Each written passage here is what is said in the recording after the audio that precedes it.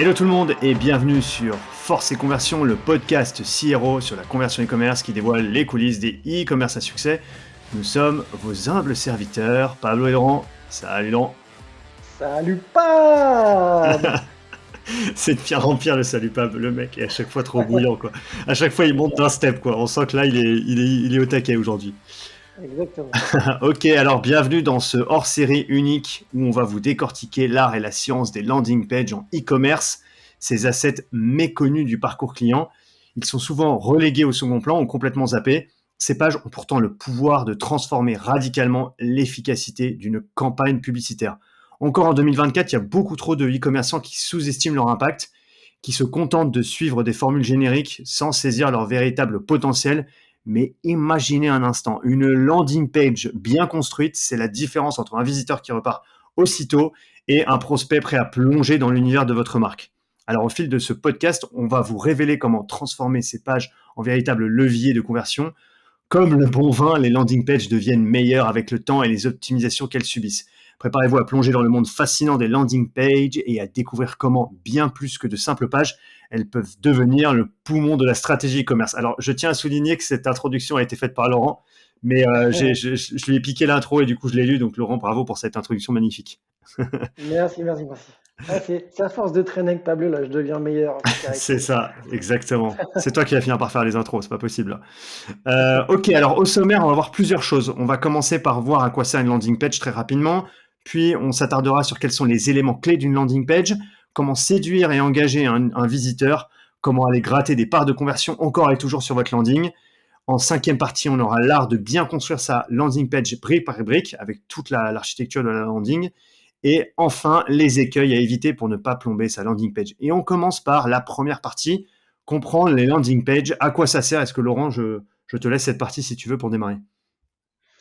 Exactement, ouais. Donc, en effet, les landing pages, c'est une page qui est quand même cruciale et qui a sa propre particularité. C'est pour ça qu'on voilà, on la met vraiment bien à part pour une landing. Euh, et donc, en fait, bah, son rôle principal, c'est soit d'éduquer le visiteur, soit de séduire le visiteur, ou en tout cas de le convertir directement. Il peut y avoir plusieurs niveaux de landing.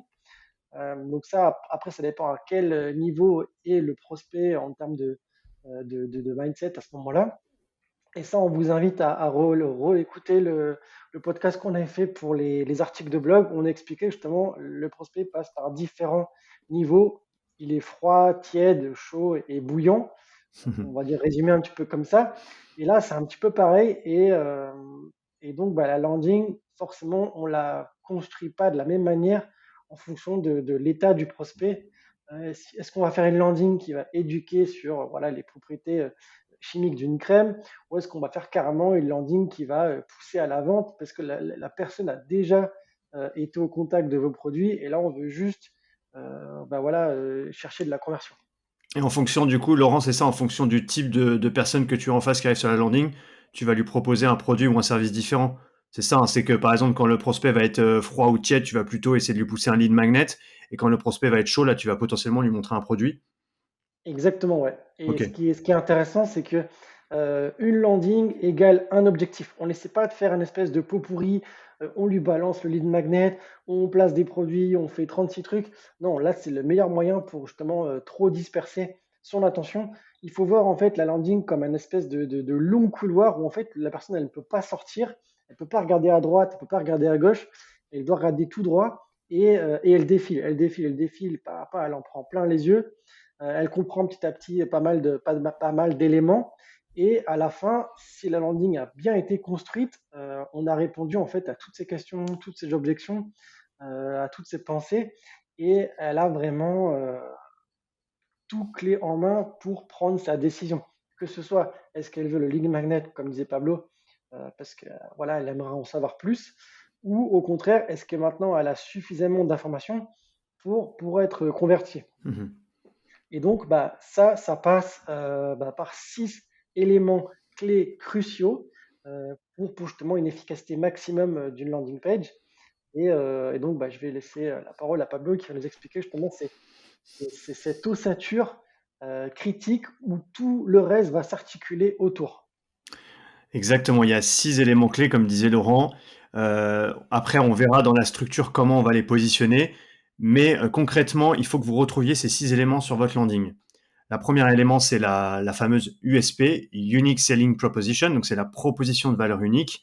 La proposition de valeur unique, c'est quelle est, la proposition de valeur de votre produit, quel est le bénéfice de votre produit et à qui s'adresse-t-il. Donc il faut vraiment que les personnes qui arrivent sur la landing, elles comprennent très facilement quel est le rôle du produit, qu'est-ce que le produit va changer dans votre vie, enfin, dans la vie de l'utilisateur qui arrive sur la page et à qui ça s'adresse comme type d'utilisateur.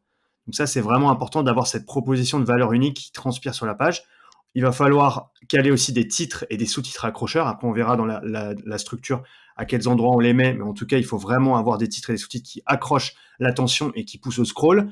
Il faut qu'on ait des images et des vidéos qui soient percutantes. Là-dessus, il ne faut pas lésiner sur les moyens, il faut des belles images, des vidéos qui sont vraiment efficaces, qui ne sont pas trop longues non plus. Enfin, ça dépend bien sûr des types de produits. En tout cas, il faut vraiment travailler ces contenus-là pour que ça soit visuellement qualitatif. Il faut, en quatrième point, des témoignages et des preuves sociales, bien évidemment. Donc, témoignages de vos clients, preuves sociales avec les avis des clients, avec aussi des UGC, les User Generated Content. Donc, ça va être des vidéos de vos utilisateurs qui utilisent votre produit ou qui donnent un avis sur votre produit ou qui font un unboxing de votre produit. Ça, c'est Peut-être des hyper important. texteurs aussi, Pablo. On Ouais, prend l'exemple de exactement. vos pilotes qui fait appel justement à un kinésithérapeute C'est hyper vrai. connu, youtubeur. Ça peut être aussi une preuve de preuve sociale, d'expertise. Et, Exactement. et également, je rebondis juste sur le deuxième point où tu as expliqué les titres, la partie accroche. Mais ce qui est également important, c'est la partie réaccroche. Parce qu'en fait, chaque section doit plus ou moins réaccrocher l'utilisateur pour pas qu'il décroche. Et donc, c'est hyper important de chaque fois de le remettre une petite couche pour ouais, le ré-hooker, le Ouais. réhameçonner tout au long de la home page, enfin de la landing page. Clairement, clairement. Et juste ce que tu disais à l'instant sur les témoignages des preuves sociales, effectivement, en fonction de votre produit, ça peut être intéressant aussi de mettre des UGC d'autorité sur des professionnels, par exemple, de santé ou des professionnels dans votre secteur d'activité qui peuvent utiliser votre produit. C'est quelque chose qui marche très bien et il y a des e-commerce qui convertissent super bien et qui mettent parfois les deux carrément. On va avoir une partie UGC de vrais utilisateurs et une partie UGC de professionnels de santé. Je pense à Spoil the Child, je pense que Laurent, tu me voyais venir. Mais Spoil the Child, vous pourrez la regarder sur Internet, c'est un e-commerce américain où on a vraiment deux types d'UGC, les UGC des utilisateurs et les UGC de dermatologues. Donc c'est vraiment bien de mettre les deux, comme ça d'un coup, ça rassure enfin, d'un côté, ça rassure l'utilisateur et de l'autre, il se dit, OK, je suis pas le seul à utiliser ce produit.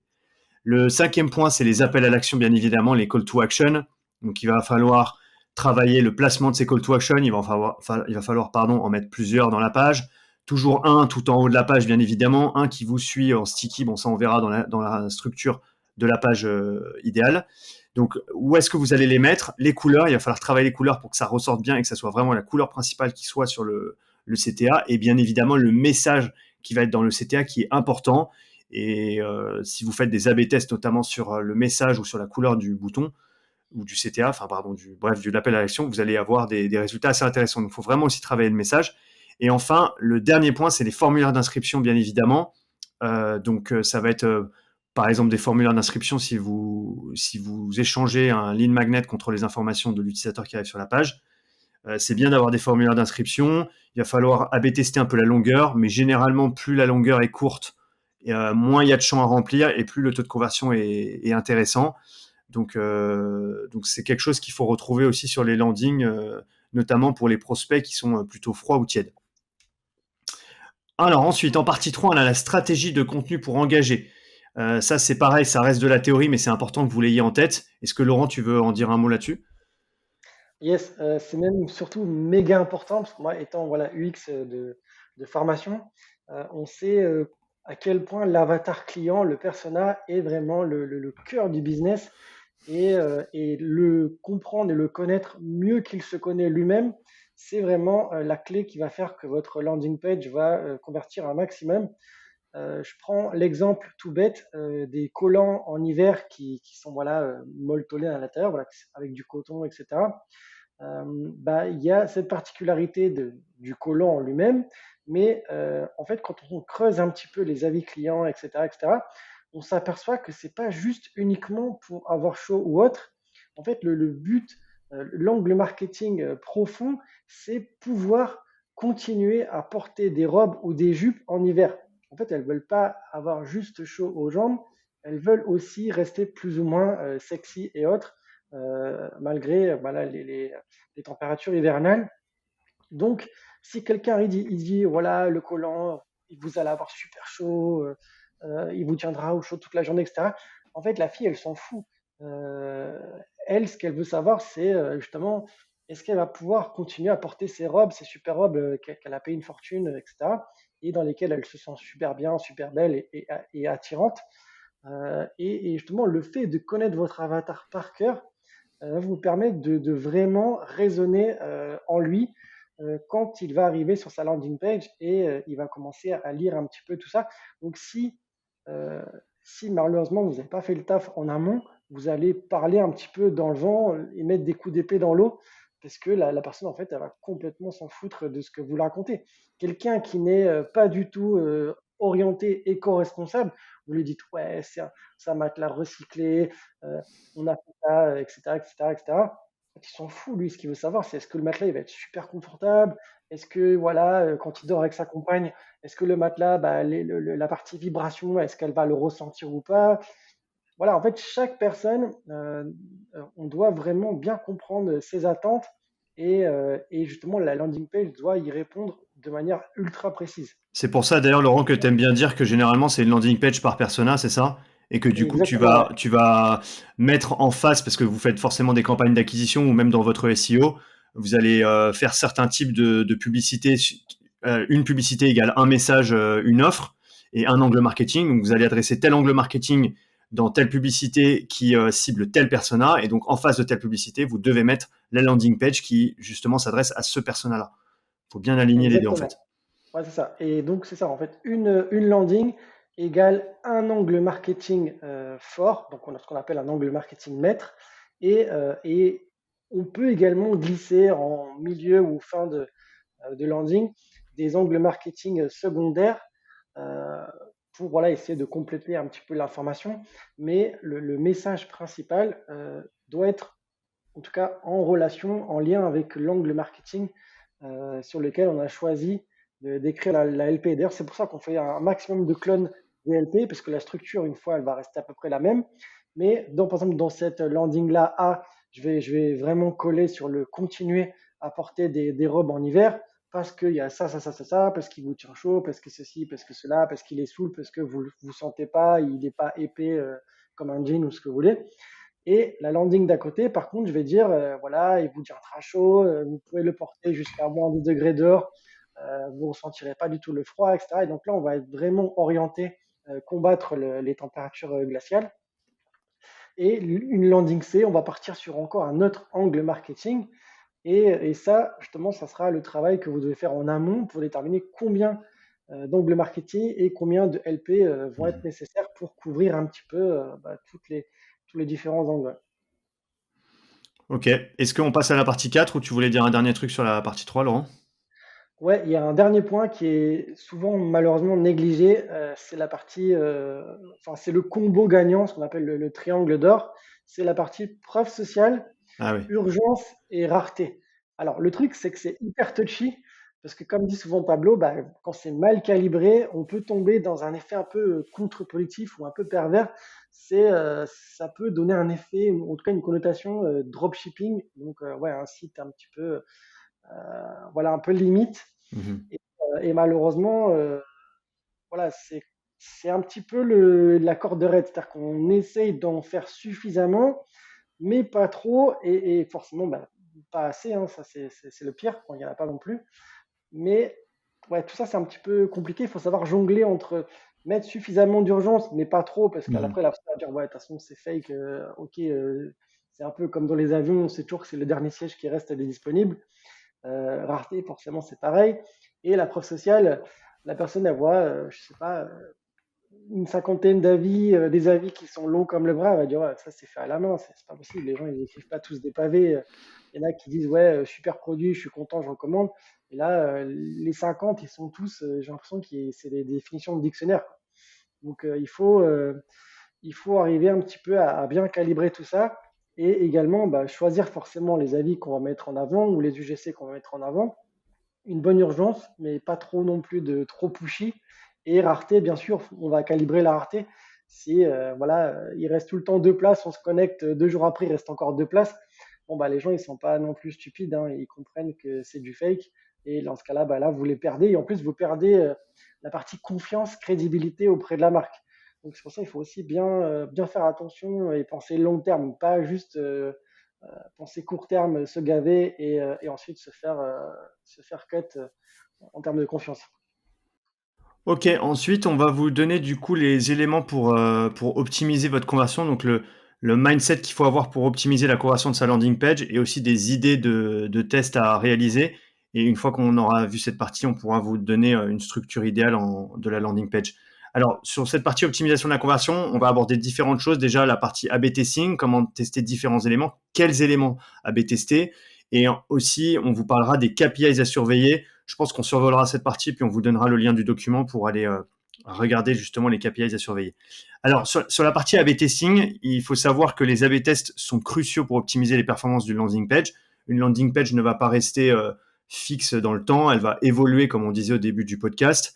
Et l'objectif, c'est de faire un maximum d'A/B tests. Alors, forcément, l'A/B testing se fait quand tu as un minimum de trafic. Généralement, c'est minimum 10 000 par mois de trafic pour commencer à faire de l'A/B testing. En dessous, ça ne sert pas à grand chose. Mais quand vous commencez à avoir pas mal de trafic, ça peut être intéressant d'A/B tester l'efficacité d'une landing par rapport à une autre pour voir si vous touchez à une section, si vous bougez un bouton, si vous ajoutez de la preuve sociale ou pas. Est-ce que ça améliore le taux de conversion de votre landing page ou pas? Donc là, on va vous donner quelques idées d'A/B test qui pourraient vous aider à augmenter votre taux de conversion sur le LP. Donc il y a pas mal d'idées A/B tester. Je pense qu'on va les donner je pense que ça va être peut-être par ordre de priorité quand même, les plus importants au début, et puis après, plus vous allez avancer et plus ça sera des choses un peu plus secondaires, mais intéressantes à A/B tester quand même. La première chose, bien évidemment, c'est l'USP, la proposition de valeur, on vous en parlait tout à l'heure, et associé aussi un peu à l'angle marketing. En fait, l'USP et l'angle marketing, c'est vraiment, même côté media buying, les media buyers vous diront que c'est la chose la plus importante à tester au début, quand vous lancez des créas sur Facebook, notamment, ou sur TikTok. C'est vraiment la première chose que vous allez tester dans votre phase de test, c'est l'angle marketing. Alors, il y a aussi les audiences, bien évidemment, reliées à cet angle marketing, mais c'est vraiment les premiers points. Avant de tester le format, avant de tester si c'est les vidéos, des photos qui marchent le mieux, si c'est tel ou tel texte, etc., il faut d'abord tester l'angle marketing. Et donc, c'est ce qu'on pense, enfin, c'est ce qu'on vous recommande en tout cas d'AB tester en premier sur votre page. Donc, ça, c'est la première chose. Et rappel, donc, avoir bien une landing page par persona avec un angle marketing, avec un seul message pour améliorer encore plus les résultats. Ensuite, autre chose à A/B tester qui est assez intéressant, c'est le prix. On oublie souvent ce point-là, mais le prix, c'est vraiment important à A/B tester. Aujourd'hui, c'est très facile à faire avec des logiciels d'A/B test. Et en fait, on a parfois des surprises quand on augmente le prix. On se rend compte qu'en fait, le revenu par utilisateur, donc qui est une KPI qui va conjuguer en même temps le panier moyen et le taux de conversion, peut augmenter malgré le fait qu'on augmente le prix. Donc, il ne faut pas forcément se dire qu'en augmentant le prix, vous allez plomber votre taux de conversion. Au contraire, on peut avoir derrière des mécanismes d'upsell qui peuvent augmenter le panier moyen et qui peuvent venir compenser, voire dépasser la baisse du taux de conversion. Et il peut même y avoir comment dire, une perception de valeur perçue qui augmente. Et donc, c'est pour ça que c'est vraiment intéressant d'A/B tester le prix. Vous pouvez même faire des ABC tests où vous allez avoir un prix A, un prix B, un prix C, et voir ce que ça change en augmentant le prix ou en augmentant le prix de la livraison, des choses comme ça. Donc ça, c'est D'ailleurs, le... si je peux Ouais. préciser une petite technique pour justement AB tester le prix, comme disait Pablo, la meilleure technique pour nous, après plusieurs tests, c'est de faire trois prix en fait. Alors, on va expliquer pourquoi. Quand vous faites un prix A, un prix B et un prix C, on va prendre un exemple de 39,90, 49,90 et 59,90 en fonction de la valeur perçue et comment vous allez vraiment faire le branding et autres, et le positionnement et l'USP, etc., hein, de votre produit. La personne va se dire, OK, là, j'achète un fer à lisser à 29,90, ouais, c'est du bas de gamme, c'est de la mauvaise qualité, c'est forcé en fait. Alors que si vous le vendez à 39,90 et 49,90, il y a de fortes chances que vous ayez beaucoup plus de ventes vers les 49,90 parce que la personne va se dire, ouais, c'est bon, ça a l'air d'être quali, le prix, il a l'air d'être en cohérence avec le produit, etc. Mhm.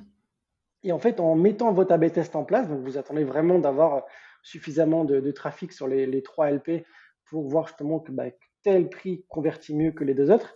Et une fois que vous avez que ce prix-là, on va dire, vous avez fait un écart de 10 euros, donc 29, 39 et 49, 90. Bah, une fois que vous avez fait le 49,90, vous le réencadrez à nouveau avec deux autres prix autour. Donc, par exemple, 44,90, 49,90 qui est le prix central et 54,90 qui est le prix surestimé. Et comme ça, vous voyez si à nouveau la tendance s'effectue vers la hausse ou au contraire, est-ce que vous êtes vraiment maintenant dans le juste prix et c'est le 49,90 qui convertit le mieux. Et dans ce cas-là, vous avez vraiment optimisé votre prix idéal, c'est-à-dire que vous ne perdez pas d'argent, vous vendez vraiment au prix juste. En tout cas, que le prix arrive à transpirer au niveau de sa valeur perçue. Exactement. Ensuite, autre idée, donc il y a en quatrième, il y a les call to action à AB tester bien évidemment, couleur et wording. C'est toujours intéressant. Alors, généralement, le call to action, il faut mettre la couleur principale pour que ça ressorte bien, mais parfois on peut avoir des couleurs antagonistes qui peuvent mieux convertir. Le wording aussi, c'est important à AB tester. Parfois, on a des wordings qui marchent beaucoup mieux que d'autres. Le mot payé, généralement, ne marche pas très bien, donc vaut mieux comment dire, sélectionner des wordings comme peut-être commander ou ajouter au panier ou des choses comme ça. Euh, En tout cas, voilà, c'est quelque chose qui est AB testé. L'urgence aussi à AB tester. Il peut y avoir plusieurs choses à tester, notamment par exemple des timers ou des délais d'une opération ou des stocks restant faibles. Alors là-dessus, c'est comme disait Laurent tout à l'heure, il ne faut pas non plus en abuser parce qu'il ne faut pas tomber dans le dropshipping effect, mais ça peut être intéressant parfois d'avoir des timers un peu plus malins comme un timer du style si vous commandez avant telle heure, vous serez livré le lendemain par exemple. Des choses C'est qui le accélèrent. fameux, c'est le Ouais. fameux slogan, l'urgence c'est bien, en abuser ça craint. Je le connaissais pas celui-là. Bon bah voilà. Nick, c'est exactement ça. Il faut pas trop en abuser parce qu'après, on a été trop habitué à ces mécanismes-là. Enfin, l'utilisateur est trop habitué maintenant à ces mécanismes-là, donc faut faire attention. Mais ça peut être quand même le timer de la livraison est un bon timer parce qu'il est vrai. Si c'est commandé avant telle heure, ça sera livré plus rapidement. Donc ça peut être intéressant de le tester. Ouais, il peut y avoir des timers aussi sur une semaine, ça marche très bien, genre une opération sur une semaine. Ouais, Euh, et comme ça, en fait, la personne, elle revient tous les jours et elle voit, voilà, il reste plus que 2 jours, 3 jours, 4 jours, j'en sais rien. Alors que si vous lui dites, bah là, le truc, il s'arrête constamment à minuit, la personne elle se reconnecte le lendemain, puisqu'elle elle a reçu justement un panier abandonné ou autre, et elle voit, c'est encore avant minuit, elle se dit, ouais, bah, il se fout de ma gueule, en fait. ouais, Donc ça, les ça marche. urgences du style plus que quelques heures avant que le prix augmente, ça marche plus, je pense, hein. Clairement. Ouais, Il y a c'est des, dropshipping 2019. C'est clair. Et il y a aussi du coup les stocks restants faibles, ça c'est pas mal aussi. Donc, enfin, moi je suis pas très fan du X produits restants parce que ça peut c'est un peu à la limite, je trouve, c'est un peu à la frontière. Mais peu de produits restants par exemple, ça peut être intéressant à tester. Et quand vous avez vraiment des stocks qui sont faibles, mettre l'information. D'autres idées, on a l'ordre des sections AB tester. Par exemple, tout ce qui est section avis et témoignages, on en parle juste après, mais de remonter la section avis et témoignages dans la page, ça peut donner des résultats très intéressants. Donc clairement AB tester, mais ça dépend des secteurs d'activité. Intégrer des sections avis et témoignages et UGC à AB tester aussi, mais vous verrez, la plupart du temps, c'est un test qui est gagnant. On peut aussi AB tester la vidéo versus l'image principale dans la section Hero. Donc au lieu de mettre une image dans la première section, vous mettez carrément une vidéo. Ça vraiment, ça dépend des secteurs, ça dépend des e-commerce. Parfois ça marche, parfois ça marche pas. Parfois la vidéo interpelle trop l'attention et du coup on est un peu, on va pas forcément faire une action derrière. Ou alors la vidéo peut vraiment hook l'utilisateur qui arrive sur la page. Donc ça c'est vraiment à AB tester. On peut tester aussi des gifs ou des vidéos courtes démo du produit. Ça peut être intéressant. Les gifs, moi, je sais que je suis pas trop fan, mais parfois ça marche bien parce que ça permet de voir comment, enfin, très concrètement, quelles sont les étapes d'utilisation d'un produit. Donc, à tester. Surtout quand Euh, il est complexe, ouais, où on a surtout vraiment ça. besoin de ressentir de l'émotion. Et voilà, je parle un produit porté ou quelque chose comme ça, la fille, elle est souriante, elle kiffe, etc. Ouais, Ça fait son effet. Alors que si bah, le produit est trop statique, bah, c'est vrai. malheureusement, on peut éventuellement passer à côté. Et ça permet aussi de garder du dynamisme dans la page. Le dynamisme, c'est hyper important pour justement permettre à l'utilisateur de scroller. Ouais, c'est clair. C'est vrai que c'est important. Ça hook l'utilisateur et comme ça, il passe d'une section à une autre sans sortir de la page. Ouais. Une vue 360 pour certains types de produits, ça c'est pour des produits assez techniques où c'est bien de voir un peu autour du produit. Alors ça c'est peut-être un peu technique à mettre en place, mais dans certains secteurs d'activité, ça peut être vraiment intéressant de mettre en place cette vue 360 du produit. Donc à tester. Le avant-après, une section avant-après, moi je trouve que c'est hyper puissant cette section.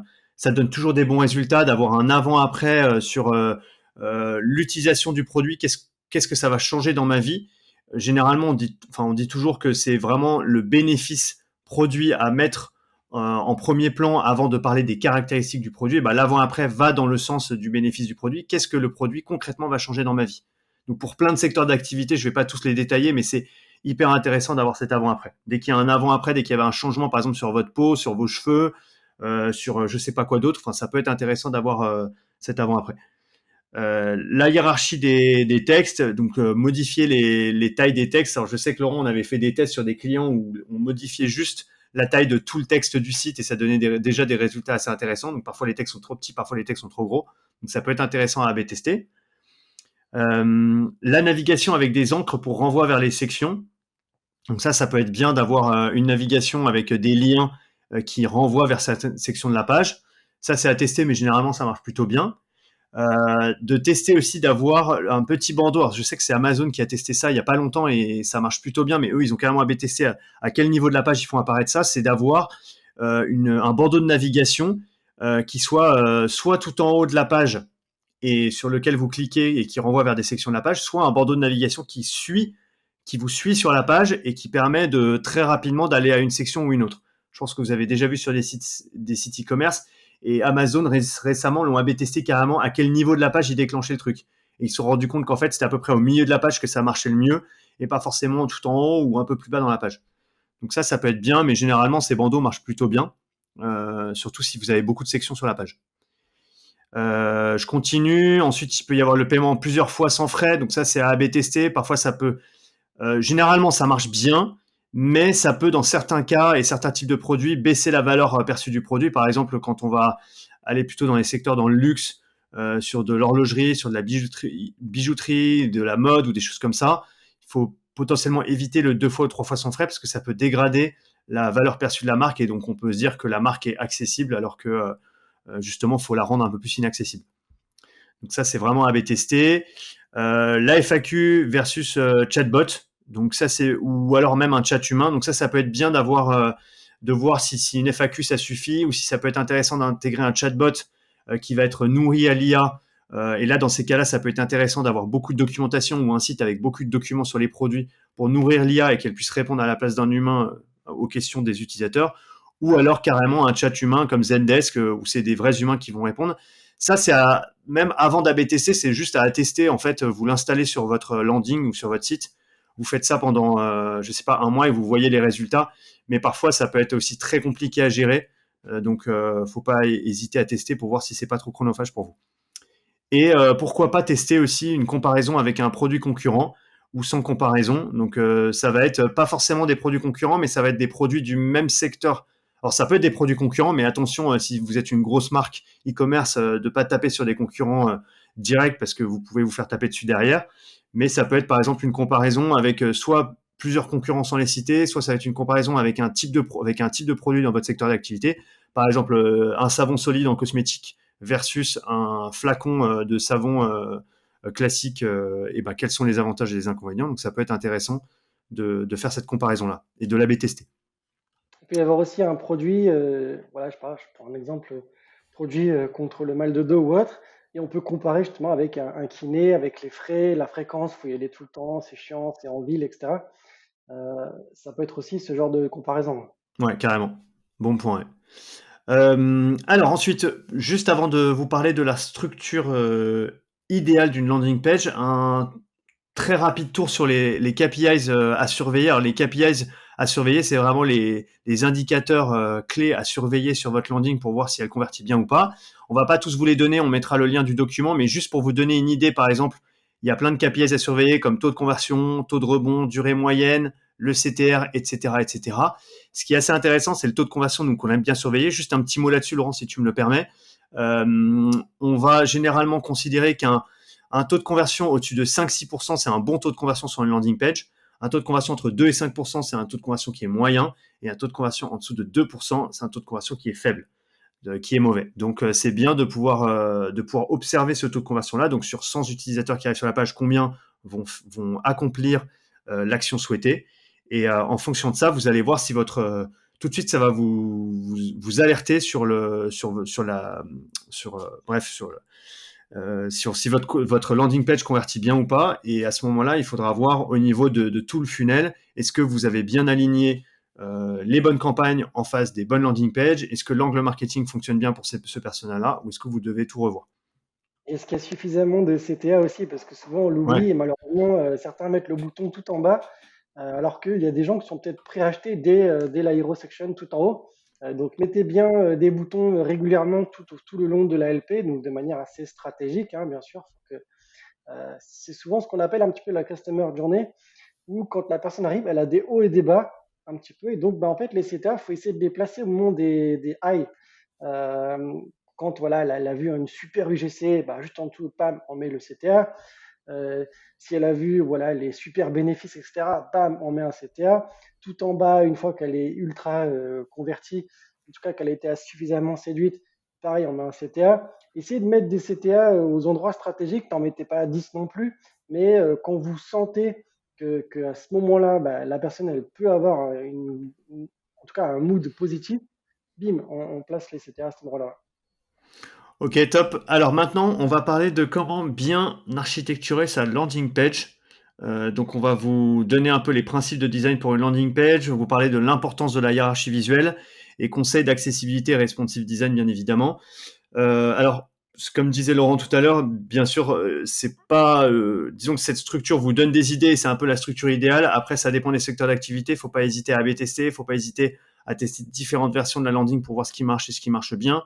Il faut vraiment adapter à votre secteur d'activité, mais en tout cas, cette structure marche plutôt bien, donc on va vous la proposer tout de suite. Est-ce que Laurent, tu veux démarrer sur les premières sections?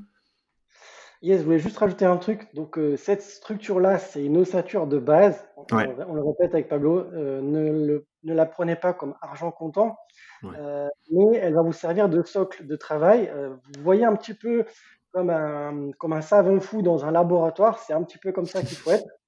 Et j'aime bien prendre des métaphores. J'adore. Et, et c'est exactement ça, en fait. C'est qu'on est dans son laboratoire, on fait des tests dans tous les sens et on voit ce qui marche. Quelque chose qui va marcher peut-être pour votre concurrent ne va absolument pas marcher peut-être pour vous. Je prends l'exemple je sais pas, d'une marque concurrente qui, elle, est établie depuis très longtemps. Ils ont énormément d'avis. Ils ont peut-être plus de 1000 ou 2000 ou 3000 avis.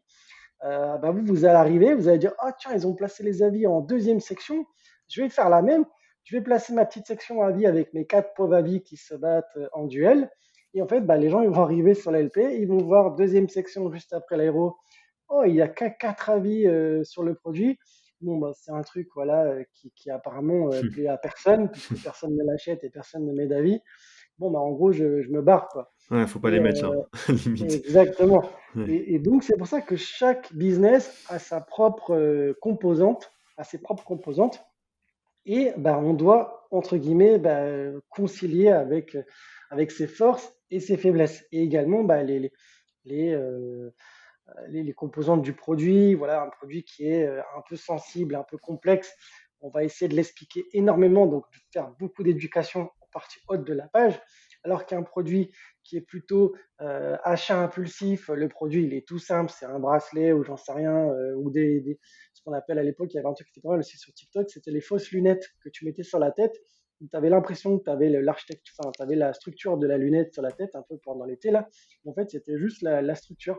Il n'y avait pas de verre ni rien. Ça avait fait fureur sur TikTok.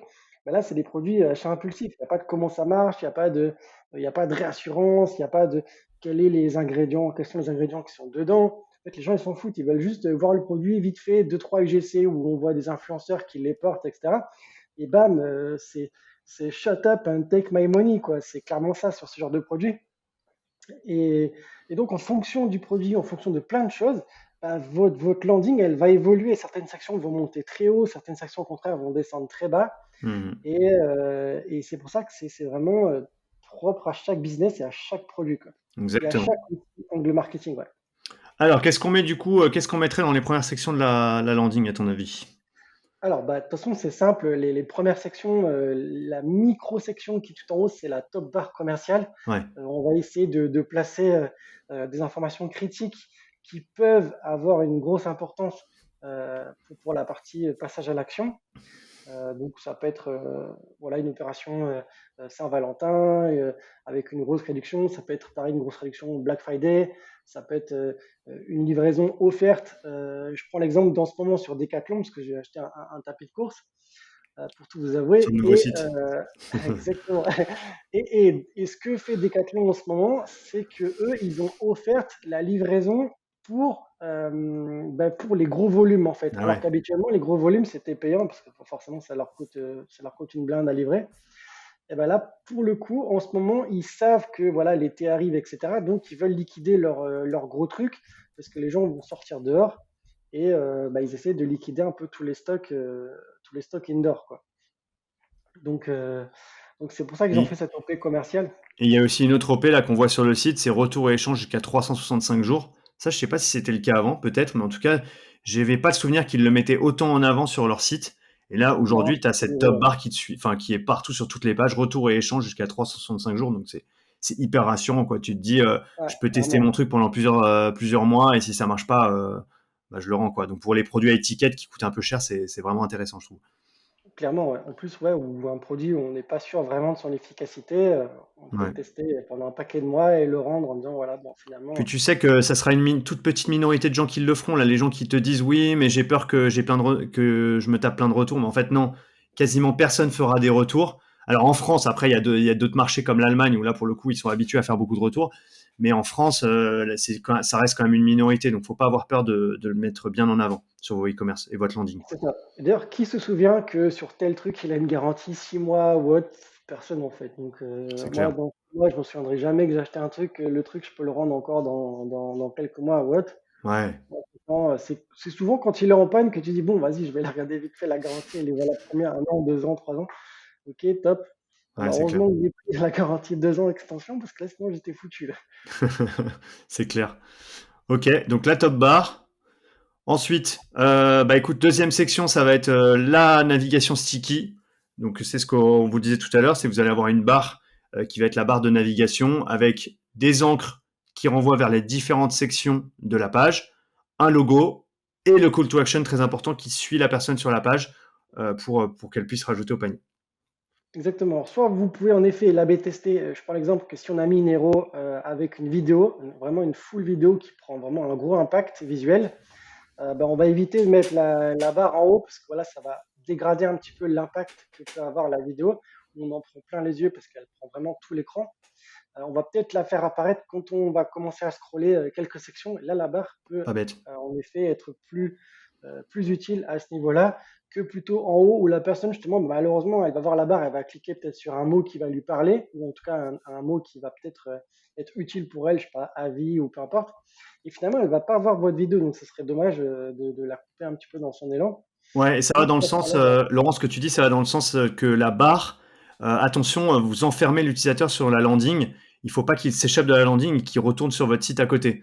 Donc la barre, en fait, elle est vraiment là pour le guider dans la landing, mais en aucun cas vous devez mettre des liens qui renvoient vers tout votre e-commerce. Ça, on n'y a pas pensé parce que pour nous c'est la base, mais c'est ça, important vous de le mettez pas rappeler, vos hein. collections, quoi. Voilà, pas de lien vers les liens vers des pages de votre site. Le logo, on clique dessus, vous ne retournez pas sur la home de votre site. C'est important vraiment de séparer et que l'utilisateur soit enfermé sur la landing. Surtout en plus, si vous pratiquez des AB tests sur les prix, la personne elle va dire ok, je reviens sur l'accueil, mais c'est bizarre, c'est pas le prix que j'ai vu à l'instant là. C'est Donc, clair. ouais, évitez de faire ça. Ouais, exactement. Donc voilà, la navigation sticky. Ensuite, on va avoir le fameux bloc, la première section avec un bloc image texte. Donc on va avoir par exemple une image à gauche et un texte à droite sur desktop. Sur mobile, il y aura l'image en haut et le texte en dessous. Ou ça va être potentiellement une full image, donc qui prend vraiment toute la largeur de la section avec un texte par-dessus. Donc voilà, ça c'est à B tester, c'est deux formats qui marchent plutôt bien. Exactement. Ouais, en général, le full image, c'est quand on a un texte assez réduit, ou avec un petit slogan ou autre, alors que quand on veut faire bloc image texte, pour éviter que le texte ne soit trop saturé par l'image, bah là, on va justement mettre une image à droite avec un branding, ça peut être, je sais pas, une petite alvéole où on fout l'image dessus, etc., Mhm. qui peut donner un peu de cachet. Mais vraiment, quand on a beaucoup de texte à gauche, par exemple, le titre est sur deux lignes, le petit paragraphe qui est en dessous, il est peut-être sur deux lignes et demie ou trois lignes, avec le CT en dessous. Là, il faut plutôt privilégier le côté bloc image texte, ouais, en Ok. termes de lisibilité, etc. C'est mieux. Et dans le bloc texte, hein, c'est toujours bien de rappeler qu'on a généralement un titre, un sous-titre.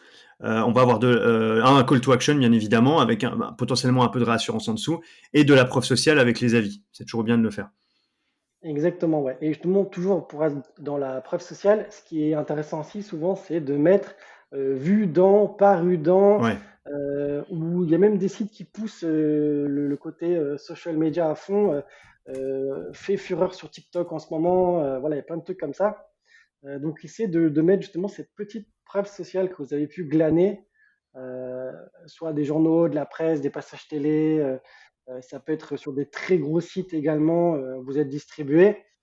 Ça peut être des points physiques. Par exemple, je sais pas, vous vendez un produit et vous avez en plus un corner à Galerie Lafayette. Là, vous mettez distribué dans Galerie Lafayette, toujours ça. Bon, bah là, tout de suite, les gens ils se disent, OK, c'est une boîte qui est sérieuse, quoi. C'est pas un truc qui sort de exactement. nulle part et qui va disparaître dans 2 semaines. Un site qui fait ça que j'aime beaucoup, c'est un site canadien qui s'appelle Canada Posh. Donc Canada plus loin Pooch. C'est un site qui fait des fringues pour animaux de compagnie, enfin, surtout des chiens, je crois. Et ils ont sur leur première section, elle est hyper bien foutue. Et ça, je parle de là-haut, mais attention, je parle pas de la landing. Mais je pense que s'ils font des landings, ça doit être pareil. On voit vraiment le titre, le sous-titre, on voit l'image du produit derrière, donc on comprend très bien où est-ce qu'on met les pieds avec un call to action. Et en dessous, on a un petit bandeau avec tous les magazines dans lesquels ils sont passés, Forbes, Today, BuzzFeed, etc. Yes. Alors, sur cette section-là, ce qui peut être intéressant aussi, on parlait tout à l'heure de conseils d'accessibilité ou hiérarchie visuelle. Vous pouvez faire un A/B test en place. C'est l'A/B test avec full couleur, puisqu'il y a des gens voilà, qui aiment bien voir les logos avec les vraies couleurs des logos. Et Mhm. d'autres, au contraire, peut-être plus sobre, si on veut moins mettre l'accent dessus, on peut mettre ces logos-là qui défilent, hein, bien sûr, ou non. On peut les mettre en statique aussi. D'ailleurs, ça, c'est un deuxième sujet d'A/B test. D'ailleurs, faites un seul A/B test à la fois, hein. N'en faites pas plusieurs en même temps, sinon vous allez complètement les fausser. Ouais, c'est vrai. Mais, ce qui est important aussi, c'est que vous pouvez peut-être mettre en noir et blanc les couleurs, enfin, ouais, les logos et autres, ou en tout cas le mettre dans un gris un peu foncé, pas forcément du noir brut. Mais voilà, essayez de faire un A/B test aussi sur la couleur, donc en noir, noir et blanc, et en couleur. Vous verrez, ça peut aussi changer la donne. C'est peut-être attirer trop l'œil justement sur ça et moins forcément sur la partie hero juste au-dessus. Ou le fait que bah, les logos bougent, forcément, ça attire trop l'œil également, et on perd l'attention sur la hero. Donc faites pas mal d'A/B tests et vous verrez un petit peu ce qui fonctionne le mieux pour vous, hein. Exactement. Ensuite, on a une section bénéfices très important à mettre tout de suite derrière. La section bénéfices, c'est le bénéfice du produit. Attention, c'est pas des caractéristiques techniques, c'est le fameux job to be done. Qu'est-ce que le produit va changer dans la vie des utilisateurs qui arrivent sur la page. Donc, on va avoir une section avec un titre qui va être le main bénéfice, donc vraiment le bénéfice principal de votre produit. Et en dessous, on peut retrouver par exemple trois petits pictos avec des textes en dessous qui décrivent, ou ça peut être une section peut-être texte-image, mais en tout cas des petits pictos qui décrivent les bénéfices principaux, enfin les bénéfices un peu secondaires, ou alors peut-être même les caractéristiques techniques qui adressent le bénéfice principal de votre produit. Mais il faut vraiment que ça soit assez simple à comprendre. Il faut que cette section, elle soit pas trop chargée en texte, qu'il y ait que ce soit sous forme de bullet point ou juste des icônes avec des petits textes en dessous, et qu'on comprenne quels sont les principaux bénéfices de votre produit. C'est ça. Par exemple, je reprends l'exemple qu'on a pris tout à l'heure pour les collants chauffants en hiver. Bah, on va mettre vraiment la grosse section qui va dire continuez à porter vos robes ou vos jupes en hiver, ce qui est le trait, enfin l'angle marketing principal. Ouais, Et juste en dessous, on va dire, voilà, permet d'avoir les jambes au chaud jusqu'à -10 en hiver, totalement souple et ne compresse pas au niveau du bas-ventre. Et le dernier, c'est flexible parce que voilà, le collant, à un moment donné, il ne va pas remonter jusqu'aux chevilles, il va vraiment bien descendre jusqu'au niveau de la chaussure ou autre, etc., etc. Vous mettez un petit peu les bénéfices un peu plus secondaires, ouais. mais le primaire doit vraiment prendre toute l'ampleur sur la section juste au-dessus. Ouais. Exactement. Ensuite, on aura une section plutôt produit plus call to action. Donc là, ça va être un peu une section qui va ressembler à la hero d'une page produit d'un e-commerce classique. Donc, on va avoir une section avec, par exemple, l'image du produit, avec la petite galerie de photos à côté pour montrer plus de photos du produit. Et après, on aura associé à cette image, donc à côté de l'image sur desktop ou en dessous sur mobile, on va avoir toutes les informations un peu basiques du produit, donc le titre du produit, les avis, le prix, une petite liste sous format bullet points qui va lister un peu les bénéfices principaux du produit, ou alors une petite short description. Et ensuite, en dessous, on va avoir le add to cart avec de la réassurance sous le add to cart avec des informations style paiement 2-3 fois sans frais, livraison gratuite à partir de temps, etc., etc. Donc c'est vraiment l'aéro un peu classique d'une page produit qu'on va retrouver ici. Exactement. Voilà. Après, il y a Ouais, d'autres petites sections à mettre. On va passer vite dessus parce qu'on en a déjà parlé pas mal tout à l'heure. ouais. Il y a la section comment ça marche. Donc ça, c'est optionnel hein, parce que tous les produits ne s'y prêtent pas. On va pas expliquer des produits qui sont ultra simples. Donc ça, on va le squeeze. La section forcément UGC et on va en remettre un petit CTA comme d'habitude à cet endroit-là. La section comparaison, on a développé ce point-là tout à l'heure également. Une FAQ pour lever les dernières objections et les objections qui sont aussi les plus fréquemment posées, en tout cas que les utilisateurs se posent le plus lors de presque passer à l'action. Le carrousel d'avis client et en général on essaye de finir la landing par une section un petit peu brand, on essaie d'expliquer un petit peu la marque, en tout cas de Mhm. réexpliquer la marque. Et là justement c'est là qu'il faut être aussi fin dans le copywriting, c'est continuer à expliquer la marque dans l'angle marketing qu'on a choisi en fait. Si on est parti sur full éco-responsabilité, ben on va dire la marque, full éco-responsabilité, et qu'on explique, etc. Alors si audio au contraire, qu'on est plutôt dans la partie produit compétitif, etc., ben on va plutôt mettre l'accent sur, ben nous, on a forcément des produits qui fonctionnent très bien, qu'on a testé, on les a vraiment pensés pour vous, parce que nous, on est aussi à fond dedans, etc. Et on a aussi pris la température auprès de nos clients pour recevoir un maximum d'insights et améliorer toujours encore plus nos produits. Et là, on n'a pas du tout parlé d'éco-responsabilité. Vous voyez. Donc, vraiment, essayez d'être cohérent du début à la fin de votre landing pour que l'utilisateur vraiment soit vraiment matrixé dans un seul et unique concept. Quoi. Ok, maintenant on va vous parler des erreurs communes à éviter, à moins que Laurent j'ai oublié des choses, pardon, dans la structure, ou on a fini? On peut éventuellement rajouter des quiz. Ça, c'est assez intéressant aussi. T'as raison. Les gens sont très pris par la main, voilà, un petit peu assistés hein, de nos jours, on va pas se mentir, comme dirait Sarkozy. Quelle indignité. Nous sommes sur le service public. Et, et donc l'idée, c'est vraiment de les prendre par la main d'un point A et les amener vers un produit B, vous voyez.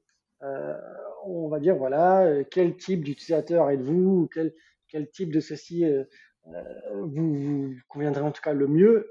Il passe par une batterie de questions et là, bon, après, vous voyez que les développeurs et des systèmes de tag et autres, mais à la fin, le produit, comme par magie, apparaît et c'est the produit vraiment pour lui, quoi. Donc ça, c'est hyper important. Et ça peut être aussi un objectif de landing, c'est-à-dire l'amener vers le quiz pour qu'il aille faire le quiz et ensuite le produit vraiment qui lui convient le mieux. Et là, forcément, il y a de grandes chances qu'il puisse passer à l'achat. Après, forcément, les classiques, réassurance Ouais. et ultra minimaliste, on met juste les points légaux. On commence pas à mettre toutes les collections à propos de nous, ceci, cela, on s'en fout. En fait, mettez vraiment CGU, CGV, mention légale, politique de confidentialité, cookies et autres, et ça y est, basta, quoi. Ok, maintenant on va vous parler des erreurs communes à éviter pour finir un peu sur cette partie landing page. Les erreurs communes à éviter sur une landing page e-commerce. Il faut savoir que créer une landing page efficace, c'est un art qui nécessite attention et précision. Et donc, on va vous dévoiler les erreurs communes qu'on observe fréquemment chez nos clients et qui sont à éviter. Donc, voici les différents points. Je peux commencer par le premier. Le premier, c'est un manque de clarté dans la proposition de valeur. Alors, c'est vraiment le point numéro un. Si votre proposition de valeur n'est pas assez claire, si l'utilisateur ne comprend pas facilement et rapidement ce que vous faites quel est le bénéfice de votre produit, à qui vous adressez et quel type de produit vous proposez, c'est là où vous allez avoir des taux de rebond qui vont être assez élevés parce que les personnes vont arriver sur la landing et se barrer parce qu'elles ne comprennent pas forcément la proposition de valeur. Donc, c'est C'est vraiment ça. important de travailler cet aspect de la clarté. D'ailleurs, en e-commerce, c'est vraiment un des points les plus importants. Généralement, la clarté, c'est le point numéro un qu'on va travailler pour essayer d'optimiser la conversion. Donc, il faut que vous soyez le plus Et ouais, clair possible. par rapport à ça, on avait eu un débat à l'époque, c'était assez rigolo, c'était sur Unbottled. Je me souviens, Ah, on ouais. arrivait, l'aéro, on comprenait rien en fait. Oui, c'est vrai. Alors que c'est un super On produit, c'est une comprenait. super marque, mais c'est vrai que tu arrives sur la home et faudrait voir les landings, mais tu arrives sur la home et en fait, c'était pas du tout optimisé et tu ne comprenais pas ce qu'ils proposaient et tu avais même des visuels produits, mais de différents produits, donc tu savais pas trop ce que c'était et c'était marqué. Je me suis dit, il y avait même pas de message, je crois qu'il y avait juste un bouton, je sais plus, il faudra regarder. Mais tu Il y as avait un truc, je raison. crois que c'était par Ouais. rapport à la planète ou je sais pas quoi, et Ah oui, tu as raison. on comprenait pas le truc. Euh, Sauf si tu étais déjà pas mal initié à la marque, mais quelqu'un qui débarque, qui connaît pas la marque ou très peu, il voit passer une pub sur Facebook et clique dessus, bah il dit oui, ok, ok, c'est bien, mais je comprends pas, C'est et ça y ça. est, vous l'avez perdu quoi. Leur message, c'est découvrez nos produits dingues qui ne rendront pas la planète folle. Je crois que c'était le même message à l'époque. Voilà, exactement. Ouais, ouais, c'est ça. Mais du coup, on comprend rien en fait. Il faut se dire que la clarté en e-commerce est hyper importante, surtout dans les premières sections. Alors, on sait que c'est pas très sexy, c'est pas très marketing, et vous voudriez un peu distiller votre marque et pouvoir utiliser le copywriting de votre marque, mais malheureusement, il faut rester très clair, le plus clair possible. C'est en étant le plus clair possible que vous convertirez bien. Donc, faut pas commencer à partir dans les discours trop marketing, surtout sur les premières sections. C'est ça. Voilà. Donc, ça, c'était le premier point. Est-ce que je te laisse le deuxième point, Laurent?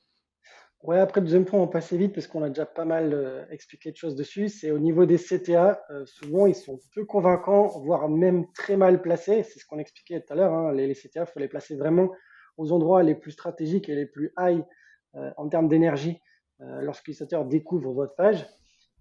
Et bah, ça, vous allez vous rendre compte très vite parce que le CTR, donc le click-through rate, va être très faible. Donc en fait, on va s'apercevoir que les gens cliquent très peu sur les CTA. Si vous avez bien fait le job, en tout cas pour les events sur votre Google Analytics.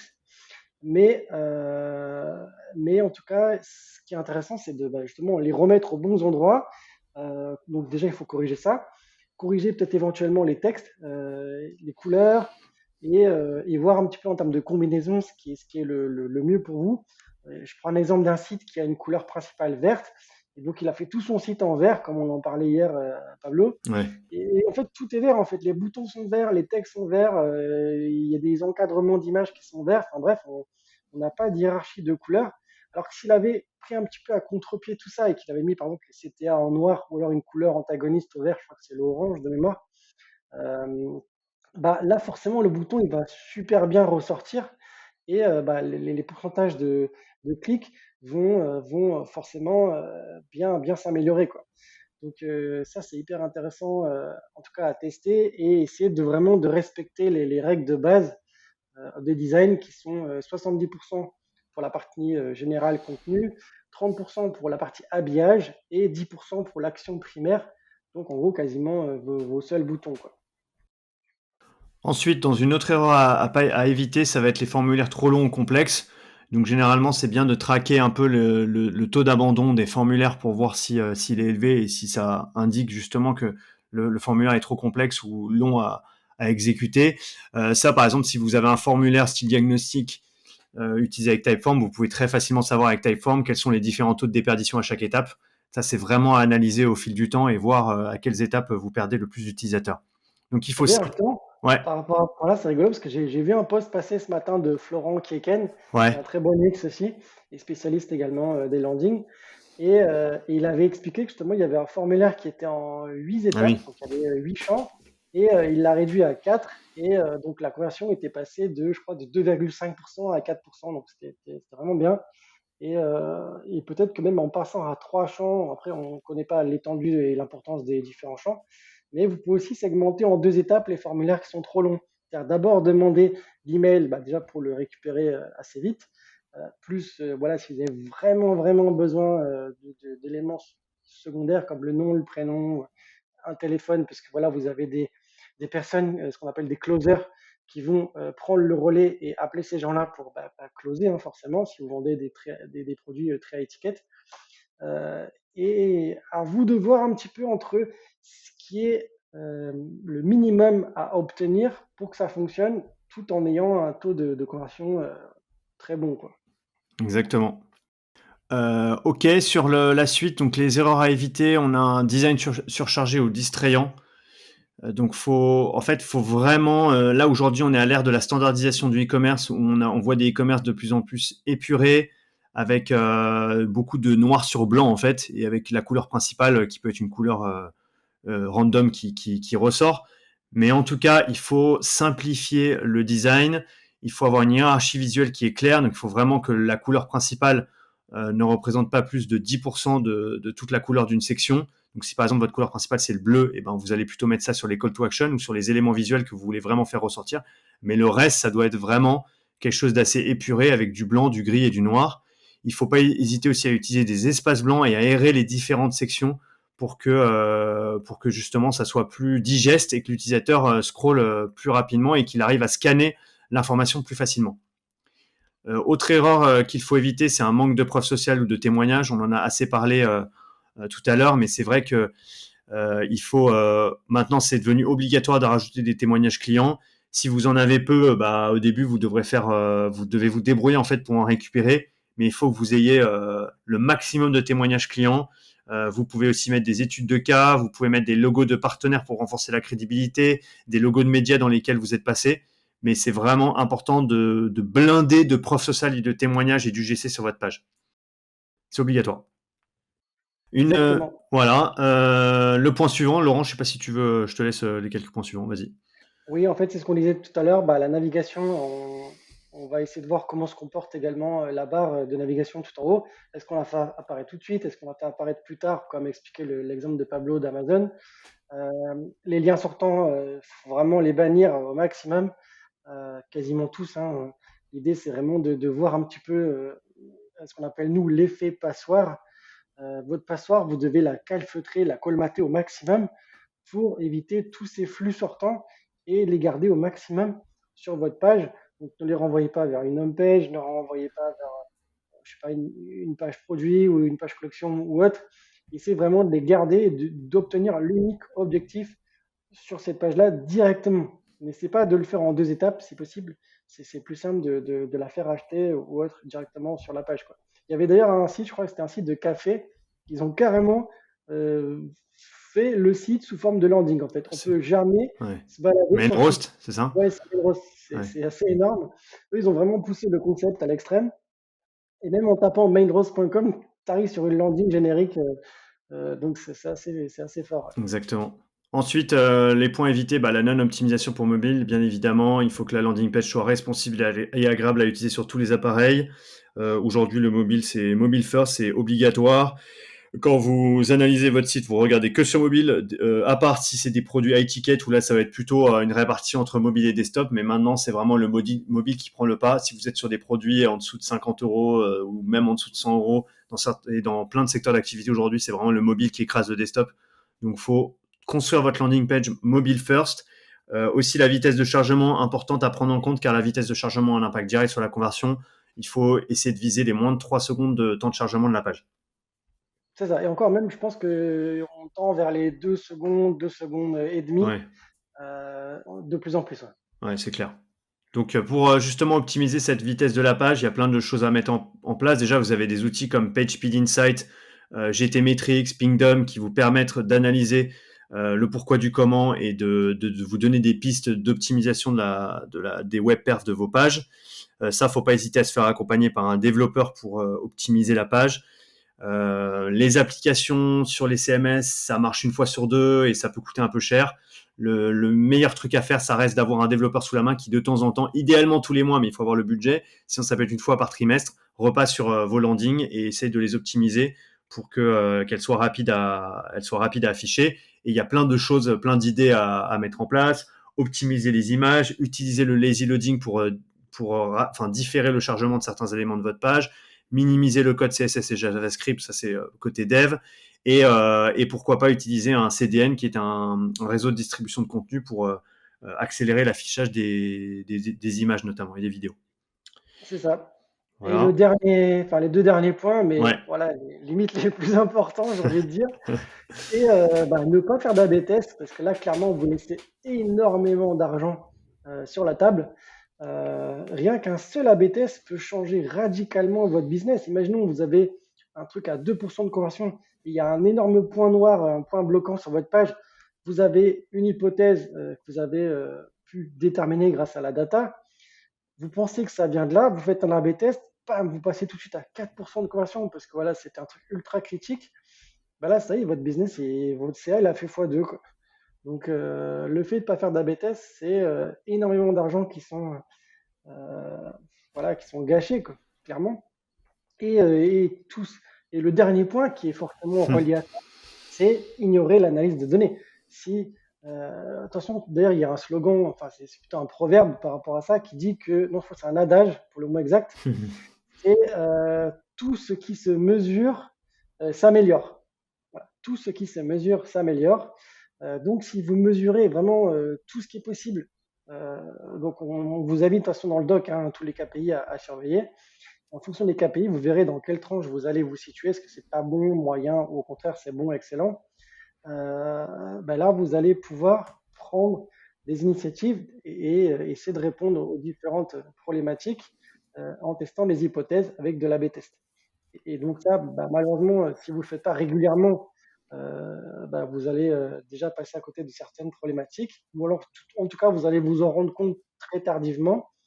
Je prends l'exemple, je sais pas, tout d'un coup, les landings, c'est une saisonnalité, vous ne l'avez pas encore constaté parce que c'est peut-être votre première année business et ça s'écroule. Bon, là, dans ce cas-là, il va falloir peut-être revoir votre angle marketing ou autre parce que le produit, l'hiver, il est utilisé d'une certaine manière, l'été, il est peut-être utilisé d'une autre manière. Donc, votre landing, il va falloir aussi la changer. Si par exemple, vous avez mis des photos où la personne elle est habillée avec des habits, voilà, des habits longues manches, des jeans, machin, dans l'été, tout le monde est en short, bermuda, t-shirt ou chemise manche courte. Bon, là, il va falloir changer vos images pour que la personne puisse vraiment s'imaginer à la place des personnes qu'elle voit en photo utilisant le produit. Vous voyez, par exemple. Exactement. Et écoute, je pense qu'on est pas mal, Laurent, là, sur la liste des erreurs à éviter. On espère on espère que, en tout cas, les quelques épisodes, ça sera, je pense, en plusieurs épisodes, les épisodes sur la landing vous ont plu et on se donne rendez-vous pour un prochain hors-série. On n'a pas encore décidé avec Laurent ce qu'on allait faire. Là, on a déjà fait quasiment tout le funnel e-commerce. Il va falloir qu'on trouve autre chose. À voir. Exactement. On garde la surprise. Ouais, il y a toujours des trucs à dire. Exactement. Bon, allez, on espère que vous avez kiffé, les amis, et on se retrouve la prochaine fois pour un autre épisode. Salut tout le monde. Salut, ciao, ciao. Ciao.